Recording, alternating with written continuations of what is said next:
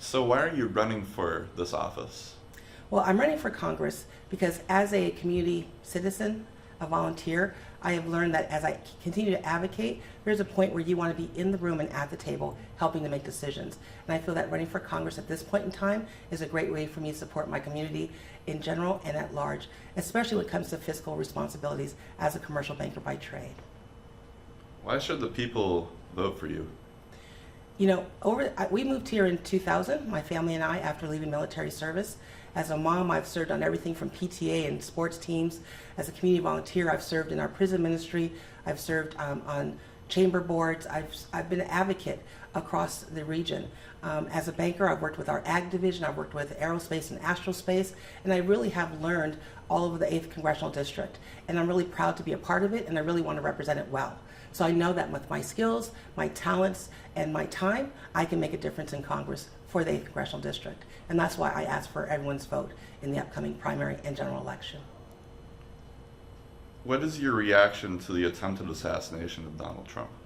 You know, regardless of our your political views, assassination and violence is never the answer. You know, we have a great way of communicating. We need to use those resources. Just because we disagree, we don't need to be disagreeable. And so I know that as Americans, we want to stand together to have a better country for each other. How will you unify voters and people in your district? I'm a bridge builder. I have long, from the time of coaching, you know, my daughters are all in their 30s. There's 5 years from top to bottom. And so as long as I've been a community member, I look to find ways to bring us together. There are more things that bring us together than separate us. And we can work on those things and make it better. The things that we have difficult conversations about, we have the skill sets and the articulation to find ways to move forward where we can serve the greater good of our communities. And I plan to do that as your next Congresswoman. If elected, what do you hope to accomplish during your term? There's a couple things I'd like to really focus on. One, a major part of our community is our ag and our farmers. We're losing about approximately 14 farms per week currently. And that's because of our farm bill has not been modernized and hasn't really focused on our small family farms. That's the area I want to directly impact and bring resolution to and support to. The second area that I'm very passionate about is working on with our foster youth. There's approximately 40 to 80,000 foster youth that have federal benefits that are not being held in trust for them until they turn 18.